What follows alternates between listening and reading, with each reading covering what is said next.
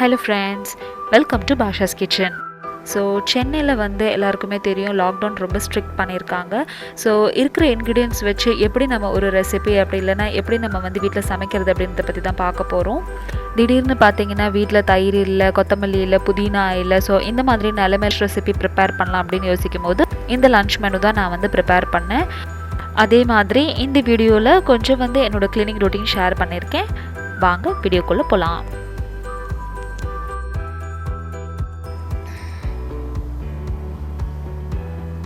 Weekly twice வந்து நம்ம வீடு எல்லாமே க்ளீன் பண்ணி வீடு துடைக்கிறதுக்கு கூட்டுறதுக்கு அது எல்லாமே நான் வந்து வீக்லி ட்வைஸ் பண்ணிடுவேன். ஸோ இன்றைக்கி பார்த்திங்கன்னா வந்து கொஞ்சம் வீடெல்லாம் க்ளீன் பண்ணிவிட்டு டஸ்டிங்லாம் பண்ணிவிட்டு அதுக்கப்புறமா வந்து துடைக்கலாம் அப்படின்னு சொல்லி என்னோடய டே ஸ்டார்ட் பண்ணியிருக்கேன்.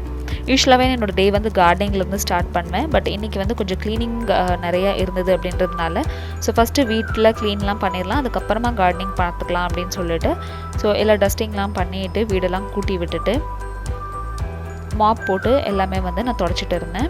யூஸ்வலாக மாப்பிங் வந்து நான் டைல்ஸ் கிளீனர் போட்டு மாப் பண்ணுவேன். ஆனால் இப்போ வந்து கொரோனா காலம் அப்படின்றதுனால கொஞ்சம் சானிடைஸ் பண்ணிட்டோன்னா இன்னும் நல்லாயிருக்கும் அப்படின்றதுனால அதிலே வந்து டெட்டால் அப்படி இல்லைன்னா ஃபெனாயில் மிக்ஸ் பண்ணிவிட்டு அதை வச்சு வந்து ஃபுல்லாக வந்து வீடெல்லாம் மாப் அடிச்சிட்டேன்.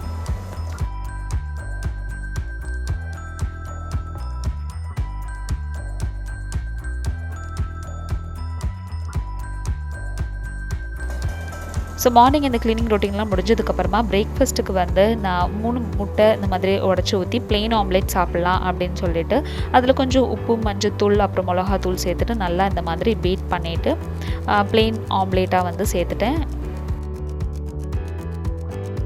2 பேருமே இதே பிரேக்ஃபாஸ்ட்டாக சாப்பிட்டுட்டோம்.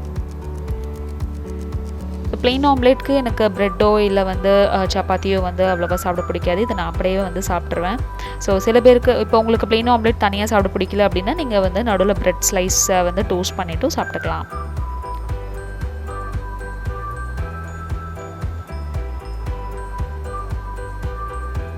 ஸோ பிரேக்ஃபாஸ்ட் ரொம்ப ரொம்ப சிம்பிளாக நான் வந்து பண்ணிட்டேன், அவ்வளோதான்.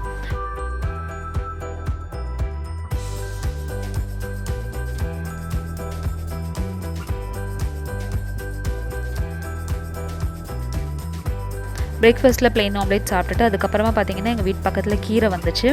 ஸோ கொண்டு வரவங்க வந்து வண்டியில் வந்து கொண்டு வந்தாங்க. ஒரு கட்டு அரைக்கீரை, அப்புறம் கொஞ்சம் பச்சை மிளகா, அதுக்கப்புறமா வந்து ஒரு வாழைப்பூ வந்து வாங்கினேன். ஸோ மேக்ஸிமம் இப்போ வெளியே போகிறதில்ல அப்படின்றதுனால நம்ம ஸ்ட்ரீட்டில் வந்து என்ன காய்கறி வருதோ அதே வந்து இந்த மாதிரி வாங்கி நான் வச்சுக்குவேன். அப்போ தான் நம்ம மறுபடியும் கடைக்கு போக வேண்டிய அவசியம் இருக்காது அப்படின்றதுனால. ஸோ கீரை மட்டும் எப்போயுமே வந்து வாங்கின உடனே இந்த மாதிரி ஆஞ்சு வச்சிடணும். அப்போ தான் அதோடய ஃப்ரெஷ்னஸ் வந்து அப்படியே இருக்கும். கழுவக்கூடாது, ஆனால் வந்து இந்த மாதிரி ஆஞ்சு ஒரு கவரில் வந்து போட்டு இந்த மாதிரி வச்சுக்கிட்டிங்கன்னா நெக்ஸ்ட் டேக்கு செய்கிறதுக்கு கூட நம்மளுக்கு நல்லா ஃப்ரெஷ்ஷாக இருக்கும். கீரை ஆஞ்சினதுக்கப்புறமா இந்த தண்டெல்லாம் வந்து ரொம்ப பொடி பொடியாக இருந்துச்சு. எங்கள் வீட்டுக்கு கீழே பார்த்திங்கன்னா நிறைய குட்டி குட்டியாக ஆட்டுக்குட்டியெல்லாம் வந்துருந்துச்சு. ஸோ அதுக்கு எல்லாத்தையும் இந்த மாதிரி மேலேருந்து நான் போட்டேன். எல்லாமே சாப்பிட்டுச்சு ரொம்ப சூப்பராக. டெய்லி பேசிஸில் இவங்க எல்லாருமே வருவாங்க அப்படியே சாப்பிட்றதுக்காக. ஒரு 10-15 பேர் கிட்ட வருவாங்க. இன்றைக்கி கீரை இதெல்லாம் போட்டதுனால நிறைய வந்து கூட்டம் வந்துருச்சு கீழே. காய்கறி கழிவுகள் மேக்ஸிமம் வந்து நான் தண்ணியில் மிக்ஸ் பண்ணது எல்லாத்தையுமே வந்து மாடியில் போட்டுருவேன். பட் இந்த கீரை மிச்சமானது எல்லாமே வந்து இந்த மாதிரி கீழே போட்டோன்னா நம்மளுக்கு வழியில் போகிற மாடு, ஆடு எல்லாம் இந்த மாதிரி சாப்பிட்டுக்கிறோம். சாப்பிட்டு முடிச்சதுக்கப்புறமா பாருங்கள், அந்த வெள்ளை கலர் ஆடு பாருங்கள் மேலே திரும்பி என்னை பார்த்துச்சு. திருப்பி ஏதாச்சும் ஒன்று கொடு அப்படின்னு சொல்லி கேட்குற மாதிரியே இருந்துச்சு. ஸோ மார்னிங் என்னோடய ரொட்டீன் இந்த மாதிரி முடிச்சதுக்கப்புறமா இப்போ அரௌண்ட் ஒரு 11 o'clock வந்து நான் ஏற்கனவே சொன்ன மாதிரி வீட்டில் இருக்கிற இன்க்ரீடியன்ஸ் வச்சு எப்படி வந்து ஒரு சூப்பரான லன்ச் ப்ரிப்பேர் பண்ணலாம் அப்படின்றத பற்றி தான் அடுத்ததாக வந்து யோசிச்சுட்டு இருந்தேன். ஸோ அப்படியே யோசிக்கும் போது பார்த்தோன்னா வீட்டில் வந்து மஷ்ரூம் அப்புறம் வந்து பாஸ்மதி அரிசி இருந்துச்சு. அதனால வந்து ஒரு லாக்டவுனில் செய்யக்கூடிய ஒரு குஷ்கா ரெசிபி செஞ்சுட்டு ஒரு மஷ்ரூம் வந்து காய் செஞ்சுட்டேன். மஷ்ரூம் கிரேவி மாதிரி ப்ரிப்பேர் பண்ணிட்டேன். ஸோ இன்றைக்கி ஜென்யூனாக பார்த்திங்கன்னா தயிர் இல்லை, அப்புறம் வந்து புதினாவும் இல்லை இந்த குஷ்கா செய்கிறதுக்கு. ஆனால் வந்து எப்படி அது வந்து கொஞ்சம் டேஸ்டியாக கொஞ்சம் எப்பயுமே செய்கிற மாதிரி ப்ளெயின் குஷ்கா ரெசிபி மாதிரியே செஞ்சிடலாம் அப்படின்னு சொல்லி பிளான் பண்ணியிருந்தேன். தேவையான வெங்காயம், தக்காளி, அப்புறம் இஞ்சி பூண்டு பேஸ்ட் அதெல்லாம் கொஞ்சம் அரைஞ்சி எடுத்து வச்சுக்கோங்க. இந்த மாதிரி நமக்கு தேவையானது குஷ்காக்கு. மஷ்ரூம் க்ளீன் பண்ணுறதுக்கு ஒரு பாத்திரத்தில் கொஞ்சமாக தண்ணி விட்டு அதில் 2லேருந்து 3 டீஸ்பூன் அளவுக்கு கோதுமை மாவு, அப்படி இல்லைன்னா மைதா மாவு சேர்த்து கலந்து வச்சுக்கோங்க. இதில் இப்போ நம்மளோட மஷ்ரூமை எடுத்து போட்டு நம்ம க்ளீன் பண்ணோம் அப்படின்னா நல்லா வந்து நம்மளுக்கு க்ளீன் ஆயிரும் நம்மளோட மஷ்ரூம். வெறும் தண்ணியில் க்ளீன் பண்ணுறதோட இந்த மாதிரி கோதுமை மாவு அப்படி இல்லைனா மைதா மாவில் க்ளீன் பண்ணிங்கன்னா நல்லா நம்மளுக்கு மஷ்ரூம் ஃப்ரெஷ்ஷாக இருக்கும். கண்டிப்பாக இந்த டிப்பை நெக்ஸ்ட் டைம் நீங்கள் மஷ்ரூம் செய்யும்போது ட்ரை பண்ணி பாருங்கள். இப்போ குஷ்கா செய்கிறதுக்கு நான் வந்து பேன் எடுத்துட்டேன். இது வந்து நைட்டுக்கும் சேர்த்தே நான் வந்து செய்ய போகிறேன். அதனால் 2 கிளாஸ் அளவுக்கு அரிசி எடுத்திருக்கேன். நல்லா கழுவிட்டு ஒரு 20லேருந்து 25 நிமிஷத்துக்கு ஊற வச்சுருங்க. ஒரு பேனில் எண்ணெய் சேர்த்துட்டு அதில் வந்து பட்டை, கிராம்பு, ஏலக்காய், அப்புறம் நறுக்கி வச்சுருக்கிற வெங்காயத்தை சேர்த்துட்டு எல்லாத்தையும் நல்லா வதக்கிக்கலாம். நம்ம சேனலில் பிளெயின் குஷ்கா ரெசிபி, அப்புறம் வெஜிடபிள் குஷ்கா ரெசிபி, நிறைய குஷ்கா ரெசிபிஸ் இருக்குது. ஆனால் வந்து லாக்டவுன் குஷ்கா இந்த ரெசிபி தான் ஃபஸ்ட்டாக இருக்கும்னு நினைக்கிறேன். அடுத்ததாக எடுத்து வச்சுருக்க தக்காளியை சேர்த்துருங்க. வெங்காயத்தோட கொஞ்சம் கம்மியாக இருக்கணும் நம்ம எடுத்துருக்க தக்காளி. இந்தளவு வதங்கினதுக்கப்புறமா இப்போ இதில் நம்ம மசாலா சேர்த்துக்கலாம். மசாலாவில் வெறும் மிளகாத்தூள், உப்பு சேர்த்துருக்கேன். எண்ணெயில் வதங்க விடுங்க. இதுலேயே வந்து இஞ்சி பூண்டு பேஸ்ட் சேர்த்துக்கணும். ஆனால் நான் இஞ்சி பூண்டு பேஸ்ட் சேர்த்துக்கிறதுக்கு மறந்துட்டேன். அதுக்கு பதிலாக ஃபஸ்ட்டு வந்து தண்ணி ஊற்றிட்டேன். 1 கிளாஸ் அரிசிக்கு இங்கே நான் வந்து 2 கிளாஸ் தண்ணி எடுத்திருக்கேன். ஸோ நான் எடுத்துருக்கிறது இங்கே 2 கிளாஸ் அரிசி, அதனால் வந்து 4 கிளாஸ் அளவுக்கு தண்ணி விட்டுருக்கேன். தண்ணி விட்டதுக்கப்புறம் தான் ஞாபகம் வந்துச்சு இஞ்சி பூண்டு பேஸ்ட் போடலைன்னு. அதனால் வந்து இஞ்சி பூண்டு பேஸ்ட்டு தண்ணியில் சேர்த்துருக்கேன். ஒரு 2லேருந்து 3 நிமிஷம் கொதிக்க விட்டதுக்கப்புறமா தயிருக்கு பதிலாக நம்ம இன்றைக்கி வந்து இதில் லெமன் சேர்த்துக்க போகிறோம். அப்புறம் கொஞ்சமாக கொத்தமல்லி இலை சேர்த்துக்கோங்க.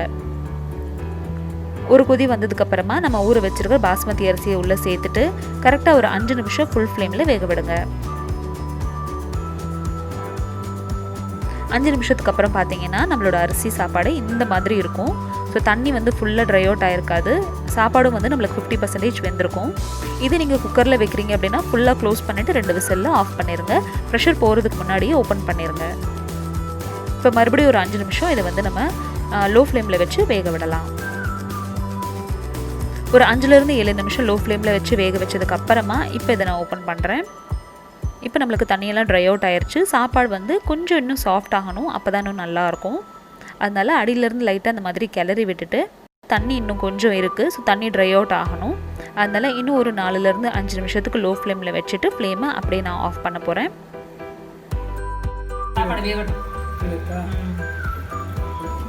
இதோட ஸ்டீம் வெளியே போகாமல் இருக்கிறதுக்கு மேலே இந்த மாதிரி ஒரு வெயிட்டை வச்சுக்கோங்க. அவ்வளோதான், நம்மளோட சாப்பாடு வந்து அப்படியே தம்மில் வச்சுருங்க.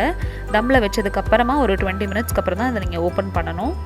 அதனால் அந்த கேப்பில் வந்து நம்ம மஷ்ரூம்ஸ் ரெடி பண்ணிடலாம் அப்படின்னு சொல்லிட்டு மஷ்ரூம்க்கு தேவையானது எல்லாத்தையும் இந்த மாதிரி கட் பண்ணி எடுத்து வச்சிட்ருக்கேன். மஷ்ரூம் கிரேவி ரெசிபிஸ் நம்ம சேனலில் நிறைய ரெசிபிஸ் இருக்குது. உங்களுக்கு வேணும்னா கீழே டிஸ்கிரிப்ஷன் பாக்ஸில் லிங்க் பாருங்கள். அதுலேருந்து ஒரு ரெசிபி தான் இன்றைக்கி நான் செஞ்சுருக்கேன். ஆனால் என்னென்னா வெங்காயம் தக்காளியோட அளவு கொஞ்சம் கம்மி பண்ணியிருக்கேன். ரொம்ப கிரேவியாக செய்யாமல் சப்ஜி மாதிரி செஞ்சுட்டேன். பாருங்கள், நம்மளோட மஷ்ரூம் கிரேவியும் தயாராகிடுச்சு. ஒரு 20 to 25 மினிட்ஸ்க்கு அப்புறம் பார்த்தீங்கன்னா நம்மளோட சாப்பாடு இந்த மாதிரி இருக்கும். அவ்வளோதான், நம்மளோட லாக்டவுன் குஷ்கா ரெசிபி தயாராகிடுச்சு. டேஸ்ட்டில் எந்த மாற்றமுமே இருக்காது, அந்த அளவுக்கு டேஸ்டியாக இருக்கும். கண்டிப்பாக நீங்களும் ட்ரை பண்ணி பார்த்துட்டு எப்படி வந்துச்சுன்னு சொல்லுங்கள். இஞ்சி பூண்டு பேஸ்ட் மட்டும் எப்பயுமே சேர்க்குற 1 டேபிள் ஸ்பூன் அளவுக்கு பதிலாக 1.25 டேபிள் ஸ்பூன் அளவுக்கு நான் இதில் வந்து சேர்த்துருந்தேன். சைட் டிஷ்க்கு கொஞ்சமாக வந்து முட்டை அவிச்சிட்டு அதையே வந்து மசாலா போட்டுட்டோம். ஸோ இப்போ நம்மளோட லன்ச் ரெடி ஆயிடுச்சு. லன்ச் சாப்பிட்றலாம் ஃபஸ்ட்டு. எவ்வளோ பொழுன்னு எவ்வளோ சூப்பராக வந்திருக்கு பாருங்கள் நம்மளோட அரிசி சாப்பாடு. இந்த அரிசி வந்து நான் லூஸில் வாங்கினது, எதுவும் பிராண்டெல்லாம் கிடையாது. லூஸில் வாங்கும் போதே வந்து யூனிட்டி பிராண்டுன்னு கேட்டு வாங்குங்க. யூனிட்டி பிராண்டு கவர்லேயுமே கிடைக்குது. ஆனால் வந்து அதில் லாங் கிரெயின்னு பார்த்து நீங்கள் வாங்கணும். நிறைய பேர் என்னோட பிரியாணி ரெசிபீஸில் அப்புறம் என்னோட குஷ்கா ரெசிபீஸில் பார்த்து கூட கேட்டிருக்கீங்க. இந்த அரிசியோட சைஸ் வந்து நல்லா கொஞ்சம் பெருசாக நல்லா நீளமாக அழகாக இருக்கே அப்படின்னு சொல்லிட்டு. ஸோ நீங்கள் வாங்கும்போது யூனிட்டி பிராண்ட் அரிசியே வந்து லூஸில் இருக்கா அப்படின்னு சொல்லி கேட்டு வாங்கிக்கோங்க. ஸோ இது சூப்பரான காம்பினேஷனாக இருந்துச்சு. இந்த குஷ்கா ரைஸ்க்கு இந்த மஷ்ரூம் சப்ஜி அப்புறம் வந்து இந்த முட்டை பாயில் மசாலா கண்டிப்பாக ட்ரை பண்ணி பார்த்துட்டு எப்படி வந்துச்சுன்னு சொல்லுங்கள். இந்த வீடியோ உங்களுக்கு பிடிச்சிருந்துச்சுன்னா இந்த வீடியோக்கு லைக் கொடுங்க. சேனல் ஃபஸ்ட் டைம் பார்க்குறீங்கன்னா கண்டிப்பாக சப்ஸ்கிரைப் பண்ணுங்கள். இந்த வீடியோவில் ப்ரிப்பேர் பண்ண எல்லா ரெசிபிஸும் நம்ம சேனலில் இருக்குது. வேணுன்றவங்க கீழே டிஸ்கிரிப்ஷன் பாக்ஸில் லிங்க் பார்த்துக்கலாம்.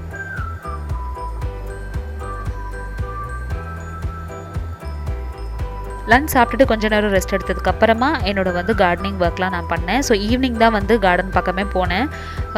கொஞ்சம் வந்து முந்தின நாள் மழை பெஞ்சிருச்சு அப்படின்றதுனால நல்லா நம்மளுக்கு இந்த பிளான்ஸ்லாம் நல்லா ஃப்ரெஷ்ஷாகவே இருந்துச்சு. சன்ஃப்ளவர் செடியில் பார்த்திங்கன்னா மாவு மாதிரி குட்டி குட்டியாக பூச்சி வந்துருந்துச்சு. ஸோ அதனால் வந்து சன்ஃப்ளவர் செடியை சிசர்ஸ் வச்சு கட் பண்ணிகிட்டு இருந்தேன். நாங்கள் அதில் வந்து கொஞ்சம் ஃபர்டிலைசர்ஸ் போட்டோம். அப்போ கூட அந்த பூச்சி வந்து போகலை. அதனால் பக்கத்தில் இருக்கிற செடியிலலாம் ஸ்ப்ரெட் ஆயிருமே அப்படின்னு சொல்லிட்டு நான் ஃபுல்லாத்தையும் கட் பண்ணி விட்டுட்டேன். நெக்ஸ்ட் கிச்சன் க்ளீனிங் ரொட்டீன் வீடியோவோட உங்களை வந்து சந்திக்கிறேன். அண்ட் அப்போ வரைக்கும் இந்த வீடியோ உங்களுக்கு யூஸ்ஃபுல்லாக இருந்திருக்குன்னு நம்புகிறேன். இந்த வீடியோ உங்களுக்கு பிடிச்சிருந்துச்சுன்னா இந்த வீடியோக்கு ஒரு லைக் கொடுங்க. அந்த சேனலை ஃபஸ்ட் டைம் பார்க்குறீங்கன்னா கண்டிப்பாக சப்ஸ்கிரைப் பண்ணுங்கள். இதே மாதிரியான vlog வீடியோஸ் அப்புறம் ரெசிபி வீடியோஸ்க்கு கீழே டிஸ்கிரிப்ஷன் பாக்ஸில் லிங்க் பாருங்கள். தேங்க்யூ ஸோ மச் ஃபார் வாட்சிங். பாய்.